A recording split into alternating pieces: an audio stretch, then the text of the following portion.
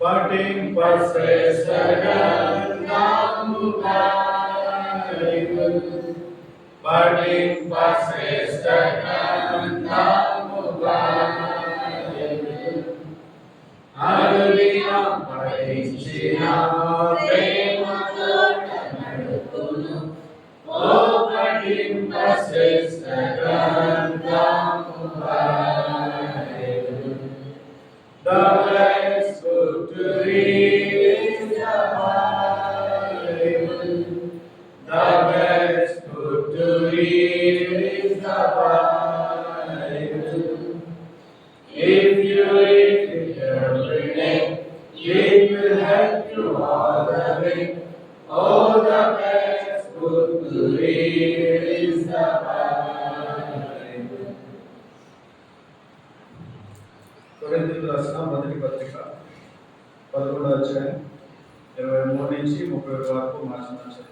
కొరింథీయులకు రాసిన మొదటి పత్రిక 11వ అధ్యాయం 23 నుంచి 30 వరకు మార్చి చదువుతుంది.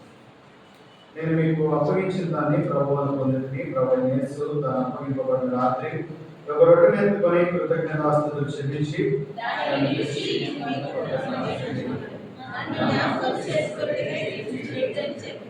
ఆ ప్రకారమే భోజనం పిమ్మట ఆయన పాత్రను ఎత్తుకొని, ఈ పాత్ర నా రక్తమైన కొత్త నిబంధన, మీరు దీనిలో త్రాగినప్పుడల్లా నన్ను జ్ఞాపకం చేసుకుంటే దీన్ని చేయడని చెప్పాను.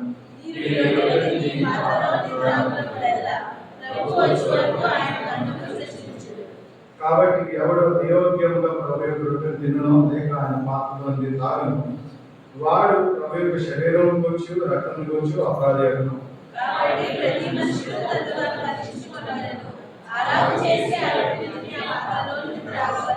ప్రభు శరీరం అనే వివేచకుడు తిని వాడు తనకు శిక్ష వచ్చి కలిగితే తిని త్రాగుచున్నాడు.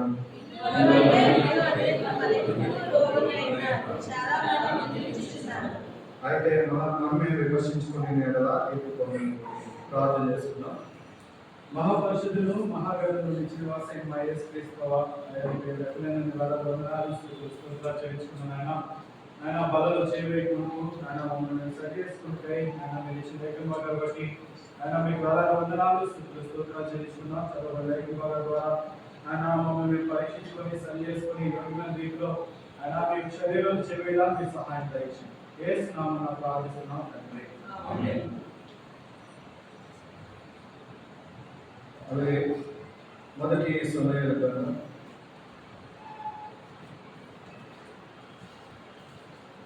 30వ అధ్యాయం 19వ వచనం అందరం కలిపి చదువుతాం. మొదటి సమయాలు 30వ అధ్యాయం 19వ వచనం. కుమారుడని లోకుల కొద్దిదేవి గొప్పదేవి ఏది రక్షించారు.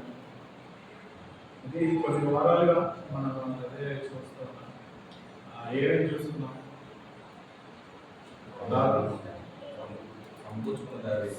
సమకూర్చుకున్నాడు. అయితే ఈ సమకూర్చుకోవడంలో ఏవేవి సమకూర్చుకున్నాడు అంటే, మొట్టమొదటిగా దావీదు తను సమకూర్చుకున్నాడు, తర్వాత తన వారిని సమకూర్చుకున్నాడు. దాని తర్వాత మనం చూసుకున్నట్లయితే దేవుడి మీద ఆధారపడడం చూస్తున్నాం. దావీదు ఎలా ఆధారపడ్డాడో ఆయన వాక్యాన్ని బట్టి ఈయన ఎలా నడుచుకోవాలనేది మనం చూస్తూ ఉన్నాము. ఇంకా దేవుడి మీద ఎక్కువగా ఆధారపడడం వలన ఏమవుతుందంటే, దావీదుకి ప్రతి విషయంలో దేవుడు సహాయం చేస్తూ ఉన్నాడు, ప్రతిదీ చెప్తూ ఉన్నాడు. దావీదు పక్షాన్ని ఎవరు యుద్ధం చేస్తున్నారు? దేవుడే యుద్ధం చేస్తారు. ఈ విషయాలు మనం చూస్తూ ఉన్నాం. ఇది మొత్తం అంతా ఏంటంటే ప్రజెంట్ సిచ్యువేషన్ అనుకుందాం. అంటే ఇప్పుడు నరేంద్ర మోడీ ఎవరు? Prime minister. ఒకప్పుడు తీస్తా అంతే కదా. దావీదు పొజిషన్ ఇప్పటి వరకు ఎలా ఉందంటే,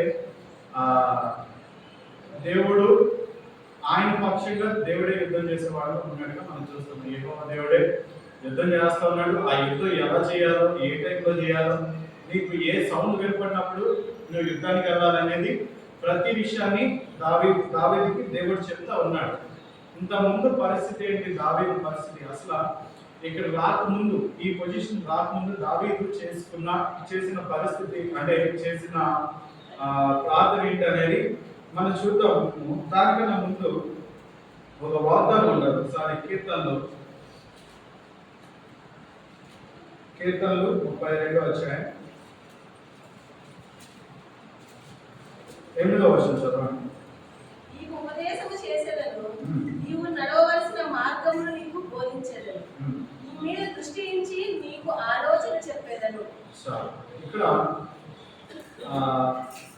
దావీదుతో అంటున్న మాట ఏంటి అని మనం చూసుకున్నట్లయితే, నీకు ఉపదేశము చేసేదను, నీవు నడవలసిన మార్గమును నీకు బోధించదను, నీ మీద దృష్టి ఉంచి నీకు ఆలోచన చెప్పదను. ఇక్కడ దేవుడు దావీదుతో చెప్తున్నాడు. ఏమని చెప్తున్నాడు అని మనం చూసుకున్నట్లయితే, నీకు ఉపదేశిస్తా, నీకు ప్రతిదీ చెప్తానని చెప్పేసి అంటున్నాడు. ఇంకా చూసుకున్నట్లయితే, నీవు నడవలసిన మార్గమును నీకు బోధించదను. మనం చూస్తూ ఉన్నాము, దావీదు యుద్ధానికి ప్లాన్ ఎవరు చేస్తున్నారంటే దేవుడే చేస్తున్నాడు. దేవుడే ఎలా యుద్ధం చేయాలి అనేది ప్రతిదీ చెప్తా ఉన్నాడు. ఇంకా మనం చూసుకున్నట్లయితే, నీ మీద దృష్టి ఉంచి నీకు ఆలోచన చెప్పారు. నీ మీద దృష్టి ఉంచి నీకు ఆలోచన చెప్తాను అంటున్నాడు. అంటే దృష్టి ఉంచడం అంటే దేవుడు ఒక్కొక్కసారి వేరే పనుల్లో ఉండొచ్చు, కానీ ఏం చేస్తుంటాడు, ఆయన దృష్టి దావీదు మీద ఉంటుంది. అంటే అలా దృష్టి ఉంచుతానని చెప్పేసి ఇక్కడ దేవుడు వాగ్దానం చేస్తూ ఉన్నాడు. అయితే ఈ వాగ్దానం చేయడానికి కారణం ఏంటి అని మనం చూసుకున్నట్లయితే, ఇదే 32వ అధ్యాయం 5వ వచనం చదవండి. నా దోషములు తప్పుకొనక నీ ఎదుట నా పాపను ఒప్పుకుంటే, యెహోవా సన్నిధిని నా అతిక్రమములు ఒప్పుకొనగలుగుకుంటే, నీవు నా పాప దోషమును పరిహరించుకున్నాను. ఇక్కడ దావీదు ఏం చేస్తున్నాడు? ఇక్కడ నా దోషమును కప్పుకొనక నీ ఎదుట నా పాపము ఒప్పుకొంటిని. ఆయన ఏం చేస్తున్నాడంట? ఆయన దోషాన్ని కప్పుకోకుండా ఆయన ఎదుట ఆయన పాపాన్ని ఒప్పుకుంటూ ఉన్నాడు. దావీదు చేసిన ప్రతి పాపాన్ని ఏం చేస్తున్నాడు? ఒప్పుకుంటూ ఉన్నాడు. కొంతమంది ఈ ఒప్పుకోలు ప్రార్థన అయినప్పుడు ఏం చేస్తారంటే, కొంతమంది ఏం చేస్తారు, మేము పాపం చేసాము దయతో క్షమించు, లేదనుకుంటే కొంతమంది ఎలా చేస్తుంటారు, మేము పాపం చేసి ఉండొచ్చు అని చెప్పి ప్రార్థన చేస్తాం దేవుడి దగ్గర. కానీ ఇక్కడ దావీదు ఏమని చేస్తున్నాడు? నా దోషమును కప్పుకొనక క్లియర్గా చెప్తున్నాడు. మేము అని రాలేదు, ఒకవేళ అలా చేసిన పాపం తెలియదు, మనకి తెలుసు కదా. దావీదు ఏం చేస్తున్నాడు? నా దోషమును కప్పుకొనక నీ ఎదుట నా పాపము ఒప్పుకొంటిని. ఆయన ఒక్కటి కూడా విడిచిపెట్టకుండా ఏం చేశాడు? ప్రతి ఒక్కటి ఈ చేసిన తప్పులని తీసుకుని ఏం చేశాడు? దేవుని ముందు ఒప్పేశాడు. అంటే ప్రతిదీ ఏం చేస్తున్నాడు ఆయన? ఇంకా ఒక్కటి కూడా దాచిపెట్టకుండా కంప్లీట్ గా ప్రతి పాపాన్ని ఏం చేశాడు? దేవుని దగ్గర ఒప్పేసుకున్నాడు. ఇక్కడ చూసుకున్నట్లయితే, యెహోవా సన్నిధిని నా అతిక్రమములు ఒప్పుకొందును అనుకుంటుని, నీవు నా పాప దోషములను పరిహరించి విన్నావు. ఆయన ఏం చేస్తున్నాడంట? ఈ పాప దోషాలన్నిటినీ పరిహరిస్తూ ఉన్నాడు. అంటే నేనేం చేస్తున్నాడు? ఫస్ట్ ఆఫ్ ఆల్ దేవుడు ఆ వాగ్దానం చేయడానికి కారణం ఏంటి? ఆ వాగ్దానాన్ని చేయడానికి కారణం ఏంటంటే, ఫస్ట్ ఆఫ్ ఆల్ ఏం చేస్తున్నాడు? ఈయన చేసిన ప్రతి ఒక్క పాపాన్ని ఒప్పుకుంటాడు. కాబట్టి ఏం చేస్తున్నాడు? దేవుడు ఈ వాగ్దానం చేస్తూ ప్రతి ఒక్క దాన్ని ఏం చేస్తున్నాడు? నీకు ఉపదేశం చేసేదను, నీవు నడవలసిన మార్గం నీకు బోధించను. ఉపదేశం చేస్తాడంట, నడవలసిన మార్గాన్ని బోధిస్తానని చెప్తున్నాడు.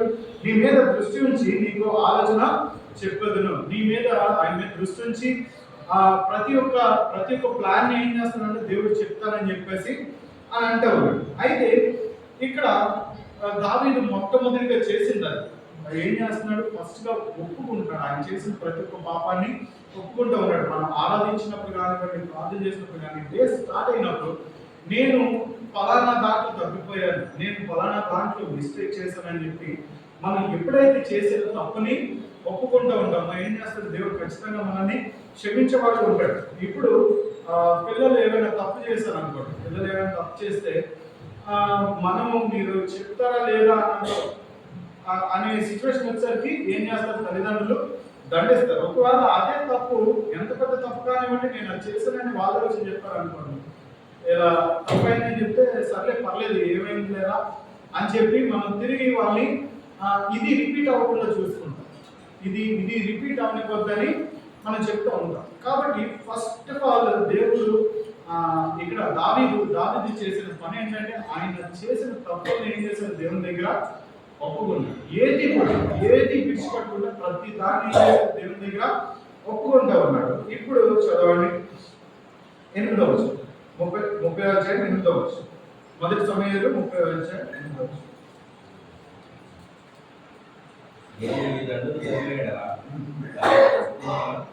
అని యెహోవా యొక్క దావీదు విచారణ చేయగా, యెహోవా ధర్మము నిత్యముగా నీవు వారిని కలుసుకొని తప్పక నీ వారిని దక్కించుకుందామని సెలవించాడు. ఇక్కడ దావీదు చేస్తున్న ప్రార్థనను మనం చూసినట్లయితే, నేను ఈ దండను తరిమిన ఎడల దానిని కలుసుకుందని యెహోవా యొక్క విచారణ చేయగా యెహోవా ధర్మము. ఇక్కడ మనం చూసుకున్నట్లయితే దావీదు దేవుని దగ్గర విచారణ చేస్తున్నాడు. ఎలా విచారణ చేస్తున్నాడు అంటే, తను తాను సరెండర్ చేస్తున్నాడు దేవుడు.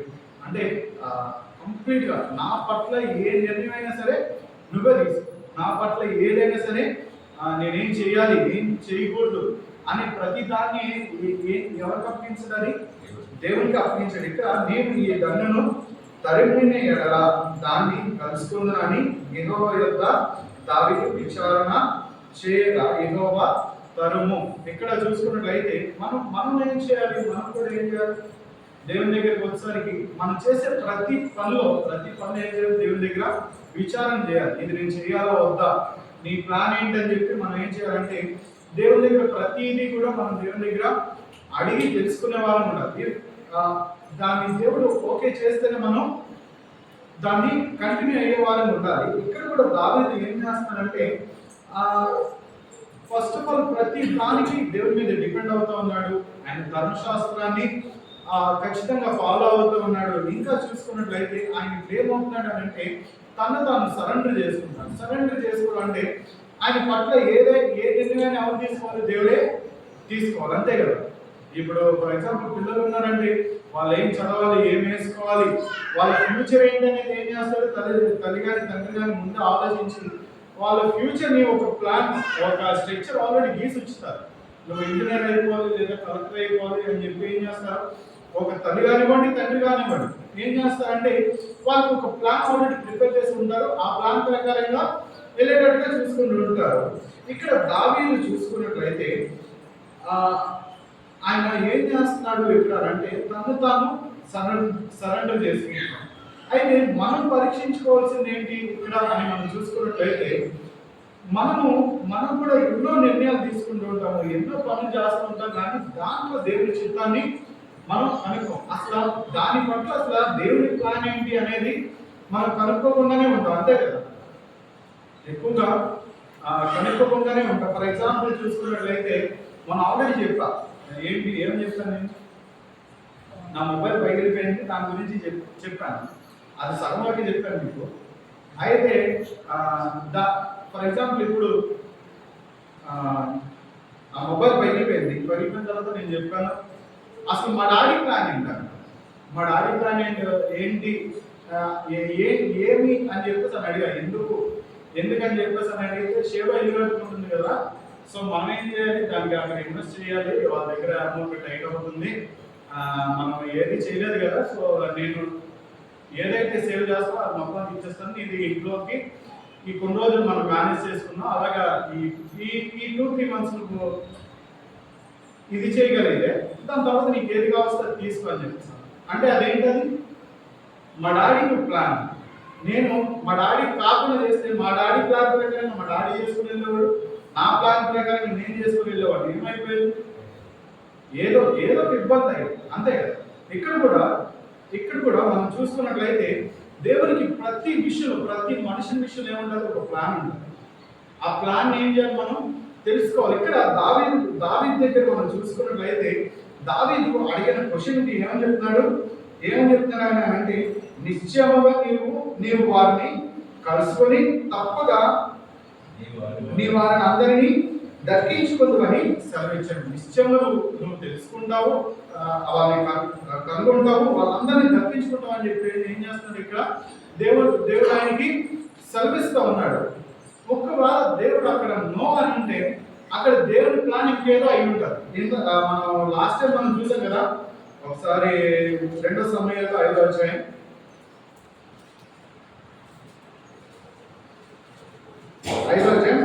19వ వచనం చదవండి. దావీదు, నేను ఫిలిష్తీయులకు ఎదురుగా పోయినా వారిని నా చేతికి అప్పగించుదువా అని యెహోవా యొద్ద విచారించినప్పుడు, పొమ్ము, నిస్సందేహంగా వారిని నీ చేతికి అప్పగించుతానని యెహోవా సెలవిచ్చింది. అది కాదు, అక్కడ వద్దని చెప్పాడు దేవుడు. 24 చదవండి. దావీదు యెహోవా వద్ద విచారణ చేశాను, అందుకు యెహోవా, నీవు వెళ్ళవద్దు, చుట్టూ తిరిగిపోయి కంపళి చెట్టుకు ఎదురుగా వారి మీద పడుము. కంపళి చెట్ల కొనలను చప్పుడు వినగానే ఫిలిష్తీయులను హతము చేయుటకై యెహోవా బయలుదేరుచున్నాడు కనుక అప్పుడే నీవు త్వరగా బయలుదేరవాలని సెలవిచ్చింది. ఇక్కడ ఇక్కడ ఇక్కడ మనం చూస్తున్నాం కదా, ఏంటి అక్కడ దేవునికి ఒక ప్లాన్ ఉంది.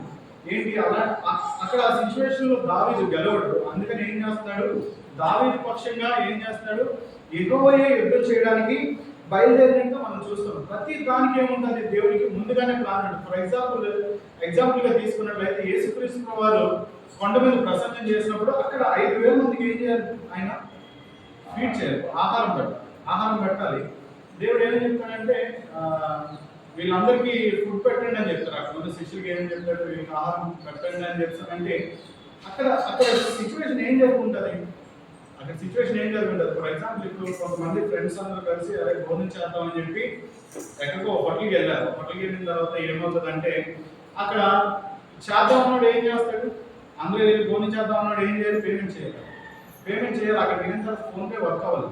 ఫోన్పే వర్క్ అవ్వకపోతే ఏం చేస్తాడు, అరే నా దగ్గర 500 ఉందని ఒకడు అంటాడు, ఇంకోటి అంటాడు అరే మనం రెగ్యులర్గా వచ్చే హోటలే కదా నెక్స్ట్ ఇద్దామని చెప్తామని ఇంకోటి అంటూ ఉంటాడు. ఇక్కడ కూడా దేవుడి దగ్గరికి ఈ 5,000 మంది భోజనం ఆహారం పెట్టమన్నప్పుడు అక్కడ కూడా దేవునికి అదే సర్వీస్ ఉంటారు కదా. వాళ్ళ శిష్యులు ఏమని ఉంటారు, నా దగ్గర ఇదిగోండి ఈ చేంజ్ ఉంది అని చెప్పేసి అని అంటారు. కొంతమంది ఇంకో లండన్ వచ్చి ఏమైనా ఉండొచ్చు, ఆల్రెడీ బాగా లేట్ అయిపోయింది కదా, వీళ్ళని లేట్ అయిపోయిందని చెప్పి పంపించేద్దాము, ఇంటికి వెళ్ళి భోజనం చెయ్యండి అని చెప్పేసి పంపించేద్దామని చెప్పి ఉండొచ్చు. కానీ అక్కడ చూసుకున్నట్లయితే దేవుడికి ఆల్రెడీ యేసుక్రీస్తు వారికి ఏముంది, ఒక ప్లాన్ ఉంది. ఏముంది 5 రొట్టెలు 2 చేపలు ఉన్నాయి. సో ఏమంటాడంటే వెళ్ళి ఎవరి దగ్గర ఏమైనా ఉందాయేమో అని ఫైండ్ అవుట్ చేయండి ఉందని చెప్పేసి అని అంటారు. అది తీసుకొచ్చిన తర్వాత ఏం చేస్తారు, దాన్ని విరిచి దాన్ని చాలా ఎక్కువ అయిపోతుంది. ఇది మొత్తం ఈ 5,000 మంది తినగా ఏమైందంటే 12 గంటలు మిగిలిపోయి అదేంటది అక్కడ అసలు దేవుడికి ఏ ప్లాన్ లేకుండా యేసుక్రీస్తు ప్రభువుకి ఏ ప్లాన్ లేకుండా వాళ్ళకి భోజనం పెట్టుకొని అని ఉంటారు కదా. కాబట్టి దేవుడికి ఏముంది ప్లాన్. ఒకవేళ ఆ ప్లాన్ మన వల్ల దేవుడు బలవంతంగా చేయాల్సి వస్తే ఆ పొజిషన్ ఎలా ఉంటుంది అనేది మనం ఈ దినాన్ని చూద్దాము. న్యాయాధిపతుల గ్రంథంలో మనం చూసుకున్నట్లయితే 20వ అధ్యాయం అది తీసి పెట్టుకోండి. నేను అంటే మొత్తం చదివితే కొంచెం టైం లాగా అయిపోతుంది. సో సింపుల్గా చెప్తాను. ఇక్కడ చూసుకున్నట్లయితే ఈ న్యాయాధిపతుల్లో మనం చూసుకున్నట్లయితే లేవీలు ఉంటారు కదా, 12 గోత్రాల్లో లేవీలు. అయితే అక్కడ ఒక లేవీ పరిస్థితి ఏంటంటే ఉపపత్ని ఉంది ఆయనకి. సరే ఈ ఉపపత్ని ఉంది. ఇక్కడ చూసుకున్నట్లయితే వీళ్ళ కేటగిరీకి చెందిన వాళ్ళే బెన్యామీన్లు. వీళ్ళు ఏం చేస్తారంటే ఆ ఉపపత్నిని తీసుకెళ్ళిపోయి పాడు చేసి ఏం చేస్తారు, చంపేసిన తర్వాత ఈ లేవీయుడు ఏం చేస్తారంటే తీసుకొచ్చి ఆ 12 పీసులు, బాడీకి 12 పీసులు కట్ చేసి ఆ 12 పీసులు ఏం చేస్తాడు, ఒక్కొక్క గోత్రానికి ఒక్కొక్క పీస్ కింద పంపిస్తారే. అసలు ఏంటిది ఇలా ఎవరు చేశారని వీళ్ళు ఉన్న గోత్రాల వాళ్ళందరూ ఒక దగ్గర గ్యాదర్ అవుతారు. గ్యాదర్ అయిన తర్వాత అసలు ఏంటి ఇలా ఎవరు పంపించారంటే పలానా లేవీయుడు పంపించారని తెలుస్తుంది. ఎందుకు ఇలా అంటే ఎందుకు ఇది మొత్తం జరుగుతుంది, ఎందుకు ఇలా ఎందుకు ఇలా చేసామని అంటే ఏమని చెప్తారైనా, బెన్యామీన్లు ఏం చేశారు, నా ఉపపత్నిని తీసుకెళ్లి పాడు చేసి చంపేశారు. సో మనమందరూ ఒక టీం అవ్వాలి, ఒక గ్యాదర్ అయ్యి మనం ఏం చేయాలి, వాళ్ళతో ఫైట్ చేద్దాం అని చెప్పేసి అక్కడ ప్లాన్ చేస్తారు. సరే మొత్తం ఫైట్ చేద్దాం అని చెప్పి ఫస్ట్ ఎవరు వెళ్ళాలి అనగానే దేవుని దగ్గర విచారణ, అంటే అక్కడ కంప్లీట్ విచారణ వీళ్ళు ఆల్రెడీ ప్లాన్ ఫిక్స్ చేసుకుంటారు. ఏమని? వాళ్ళ మీదకి వెళ్ళి యుద్ధం చేయాలి. ఫస్ట్ ఎవరు వెళ్ళాలని చెప్పేసి దేవుని అడుగుతారు. ఈ యూదా వంశస్థులు వెళ్ళాలనగానే వీళ్ళందరూ వెళ్ళి ఫస్ట్ ఏమైపోతారంటే దగ్గర 17,000 మంది చనిపోతారు. 17,000 మంది చనిపోతారు. సరే 17,000 మంది చనిపోయారు. మళ్ళీ వచ్చి ఏం చేస్తారంటే వీళ్ళు మళ్ళీ గ్యాదర్ అయ్యి దేవుని మీద డిపెండ్ అవ్వకుండా వీళ్ళు పాల్పంచుకుంటారు. ఒకసారి న్యాయపత్రి 22వ వచనం చదవండి. అయితే ఇశ్రాయేలీయులు ధైర్యం తెచ్చుకొని తాము మొదట ఎక్కడ యుద్ధ పంక్తి తీర్చిరో ఆ చోటనే మరలా యుద్ధం జరగవలెనని తమ్మును తాము యుద్ధ పంక్తులుగా తీర్చుకునేది. తమ్మును తాము ఏం చేశారంట? యుద్ధ పంక్తులుగా తీర్చుకున్నారు. అంటే వాళ్ళు ఏం చేసుకున్నారు? వీళ్ళు ఎంకరేజ్ చేసుకున్నారు. అంటే అక్కడ దేవుడి మీద డిపెండ్ అయ్యేది లేదు. వీళ్ళు ఎంకరేజ్ చేసుకున్నారు. ఫస్ట్ ఆఫ్ ఆల్ ఏం చేశారు? వీళ్ళు ఎవరు వెళ్ళాలని చెప్పి దేవుని అడిగారు. కానీ ప్లాన్ ఎవరిది? వీళ్ళే, ఈ ఇశ్రాయేలీయులదే ప్లాన్. కానీ ఏం చేశారు? ఎవరు వెళ్ళాలని మాత్రం అడిగారు. అంటే సగం వీళ్ళది, సగం దేవుడి మీద డిపెండ్ అవుతే ఏం చేస్తారు? వీళ్ళు అడిగారు. సరే ఇది మొత్తం అంతా అయిపోయింది. ఇక్కడ వీళ్ళు బలపరచుకోలేదు. మళ్ళీ యుద్ధానికి వెళ్తే ఏమైపోయింది? ఈసారి 22,000 మంది చనిపోయారు. అరే ఇది అసలు ఏంటి, 22,000 మంది చనిపోయారు అని చెప్పి అప్పుడు ఏం చేస్తారు? వీళ్ళు దేవుని దగ్గరికి వెళ్తారు. చదవండి 28వ వచనం చదవండి. అహరోను మనుమడును ఎలియాజరు కుమారుడైన ఫీనెహాసు ఆ దినములలో దాని ఎదుట నిలిచువాడు. ఇశ్రాయేలీయులు మరలా మా సహోదరులైన బెన్యామీనీయులతో యుద్ధములకు పోదుమా మానుదుమా అని యెహోవా యొద్ద విచారణ చేయగా యెహోవా వెల్లుడి, రేపు నీ చేతికి వారిని అప్పగించెదనని సెలవిచ్చెను. ఇప్పుడు ఏం చేశారు వీళ్ళు? ఇక్కడ ఫినియాస్ వెళ్ళి దేవుని దగ్గర మళ్ళీ అడుగుతూ ఉంటాడు. ఏమని అడుగుతాడు? మా సహోదరుడైన ఈ బెన్యామీయుల మీదకి మేము యుద్ధంకి వెళ్ళాలా వద్దా అని చెప్పేసి అని అడిగినప్పుడు ఏం చేస్తాడు ఇక్కడ దేవుడు అని ఎవరి యొక్క విచారణ చేయగా వెల్లుడి, రేపు నీ చేతికి వారిని అప్పగించదని సెలవిచ్చాను. ఏం చేయమంటున్నాడు? వెళ్ళండి, రేపు వెళ్ళండి, రేపు ఏం చేస్తాను? వారిని నీ చేతికి అప్పగిస్తాను అని చెప్పేసి అని అంటున్నాడు. ఇది ఇక్కడ వీళ్ళు చేసిన ప్రార్థన కరెక్ట్గా రాంగ్. వీళ్ళు దేవుని పెట్టిన రిక్వెస్ట్ కరెక్టా రాంగ్? కరెక్టే. చాలా మందికి ఇది కరెక్ట్గానే అనిపిస్తుంది. కానీ ఇక్కడ చూసుకున్నట్లయితే వీళ్ళు మామూలుగా ఏంటంటే వాళ్ళ సహోదరుల మీదకి యుద్ధానికి వాళ్ళే కదా, వాళ్ళే వాళ్ళ సహోదరుల మీదకి యుద్ధానికి వెళ్ళకూడదు. ఇప్పుడు ఇలాంటి సిచ్యువేషన్లో అంటే ఎలాంటి సిచ్యువేషన్ అంటే అప్పుడు ఏంటి? కంటికి కన్ను, పంటికి పన్ను, అలాంటిది. వాడు చంపాడు కాబట్టి మనం చంపేయాలి, వాళ్ళు తిరగబడ్డారు కాబట్టి మనం తిరగబడాలి, వాళ్ళు ఏది చేస్తే మనం అది చేసేయాలి. అప్పుడు ఏంటది? ఆ ధర్మశాస్త్రాన్ని ఫాలో అయ్యేటటువంటి వారు. అయితే ఇలాంటి టైంలో దేవుడు ఇక్కడ వద్దు, ఇక్కడ మనం చూస్తున్నాం కదా, యుద్ధములకు పోదుమా మానుదుమా, అక్కడ వద్దు అని చెప్పేసి అన్నానంటే ఏమైపోతారు? వీళ్ళందరూ అప్సెట్ అయిపోతారు. ఎందుకు? అరే మనల్ని చంపేశారు, ఆల్రెడీ 17,000 మంది ఒకసారి చనిపోయారు, దాని తర్వాత 22,000 మంది ఒకసారి చనిపోయారు. ఇప్పుడు దేవుడు వద్దనేస్తే వీళ్ళు ఏమైపోతారు?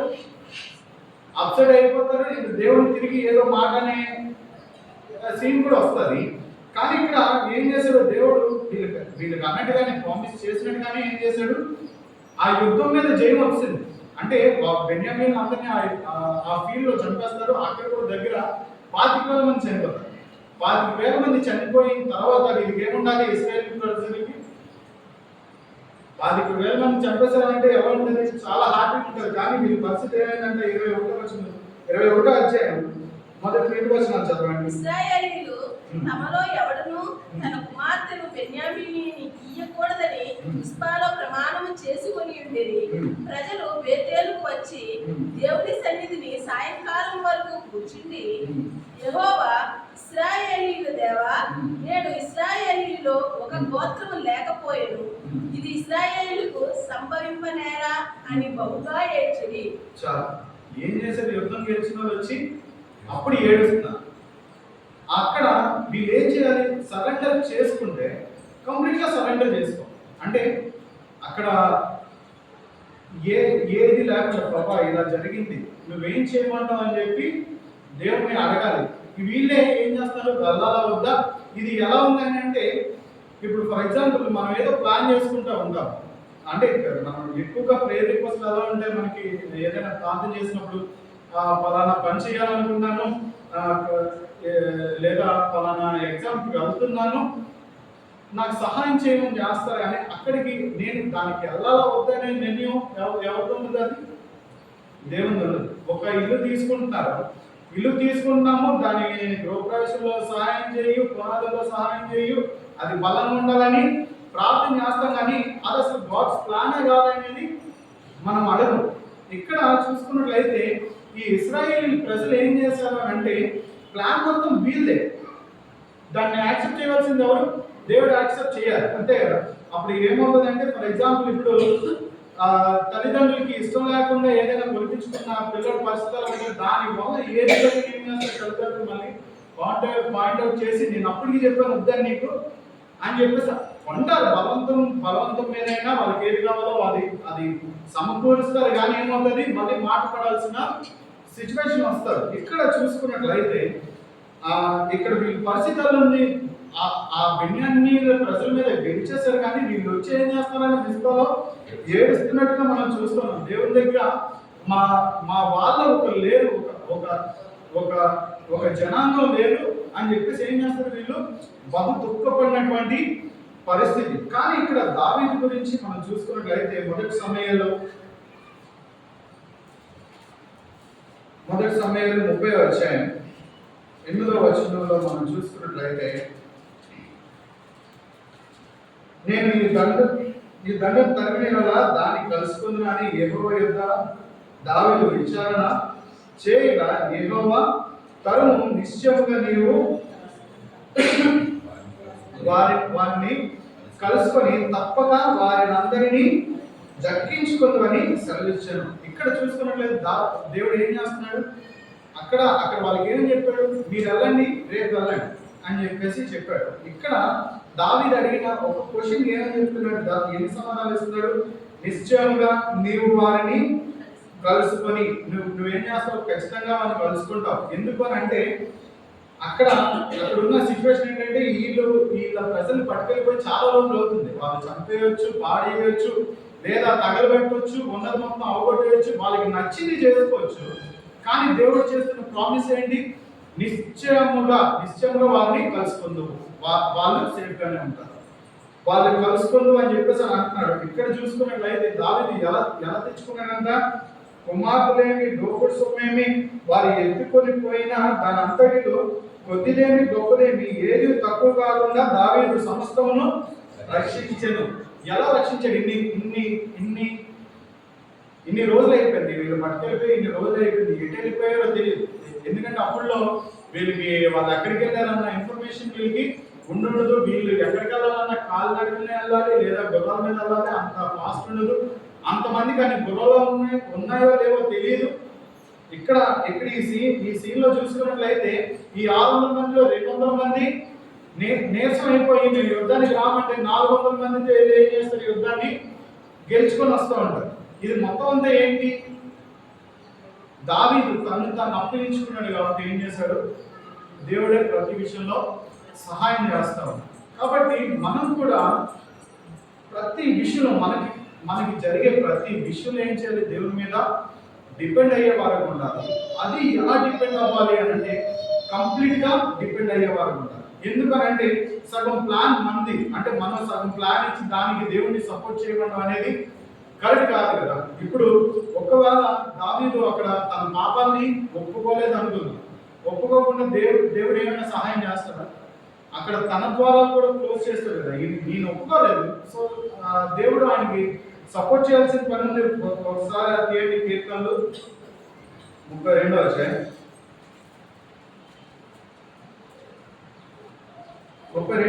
8వ వచనంలో మనం చూసుకున్నట్లయితే, నీకు ఉపదేశం చేసేదను, నీవు నడవలసిన మార్గం నీకు బోధించేదను, నీ మీద దృష్టి ఉంచి నీకు ఆలోచన చెప్పుదును. ఇవన్నీ ఎప్పుడు చెప్తున్నానంటే, మనం చేసిన పాపాలు మనం దేవుని దగ్గర ఏది దాచకుండా ఒప్పుకున్నప్పుడు ఆయన చెప్పేవాడు ఉన్నాడు. ఒకవేళ మనం అలా ఒప్పుకోలేదు అనుకోండి, ఏం చేసేవాడు కాదు, ఆయన ఉపదేశం చేసేవాడు కాదు, మనం ఏ మార్గం నడవాలో చెప్పేవాడు కాదు. ఇంకా ఏంటంటే ఆయన మన మీద దృష్టి ఉంచేవాడు కాదు, ఆయన ఆలోచన ఏంటో చెప్పేవాడు కాదు. ఏ ప్రాపర్ ప్లాన్ లేకుండా ఈ గుడ్డెద్దు చేలో పడినట్టు అంటారు కదా, అలాంటి పరిస్థితిలో మనం ఉంటాం.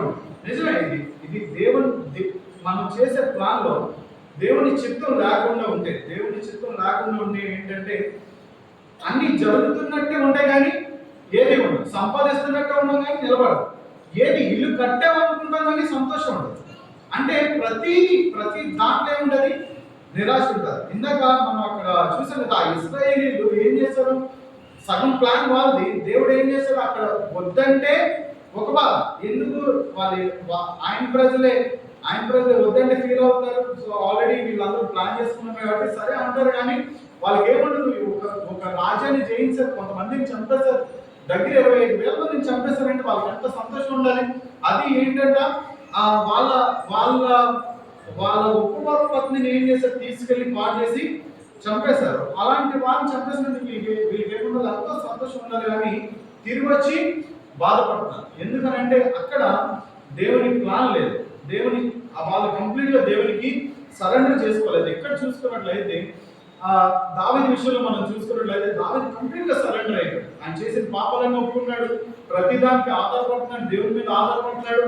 ఆయన ధర్మశాస్త్రాన్ని బట్టి ఏం చేస్తున్నాడు, ఆయన ప్రతి ఏ నిర్ణయం ఎలా తీసుకోవాలో ఫాలో అవుతుంది. ప్రతి ఏం జరుగుతుంది, దేవునికి నచ్చినట్టుగానే జరుగుతుంది.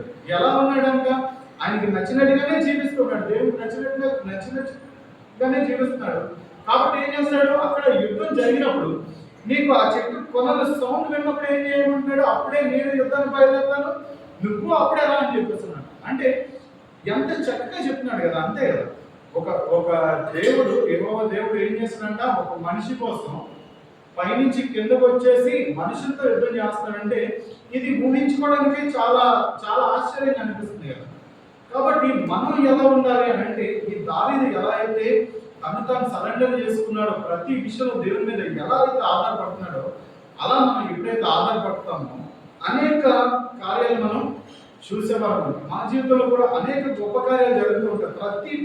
ప్రతి దానికి దావీదు ఏం చేశాడు, ఆయన వద్ద విచారణ, ఆయన దగ్గర విచారణ అంటే కంప్లీట్ ఎంక్వైరీ తీసుకుంటాడు. ప్రతి దాని విషయంలో ఏం చేస్తున్నాడు, కంప్లీట్ గా ఎంక్వైరీ చేస్తాడు.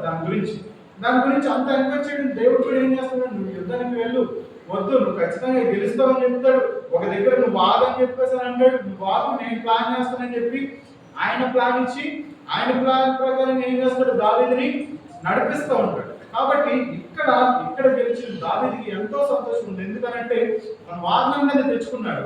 అక్కడ గెలిచిన ఇశ్రాయేలీయుల పరిస్థితి ఏంటంటే వాళ్ళు గెలిచారు, కానీ ఏం లేదు, వాళ్ళకి సంతోషం లేదు. కాబట్టి మన దేవునికి సరెండర్ అయితే ఎలా సరెండర్ అవ్వాలి, కంప్లీట్ గా ఏది కూడా వదలకుండా ప్రతి విషయంలో కూడా దేవుని నిర్ణయం ఎప్పుడైతే ఉంటారో అప్పుడు ఏముంటది, మనకి ఫుల్ఫిల్ గా చాలా సంతోషంగా ఉంటుంది. ప్రతి విషయంలో దేవుడే నడిపిస్తుంటాడు. ఏది చేయాలి, ఏది వద్దు అనేది దేవుడే నడిపిస్తుంటాడు. కాబట్టి మన దినాన్ని ప్రభు బలలో చేసే ముందుగా మనం పరీక్షించుకుందాం. మనం దేవునికి ఎంతవరకు సరెండర్ అవుతాము, అసలు జరిగే మన జీవితాల్లో జరిగే ప్రతిదీ కూడా మన ప్లాన్ ప్రకారంగా జరుగుతుందా, దేవుని ప్లాన్ ప్రకారంగా జరుగుతున్నారా అనేది మనం పరీక్షించుకొని సరి చేసుకొని ప్రభు యొక్క బలలో చేయవేద్దాం. దేవుడి వాక్యం దీవించుగాక.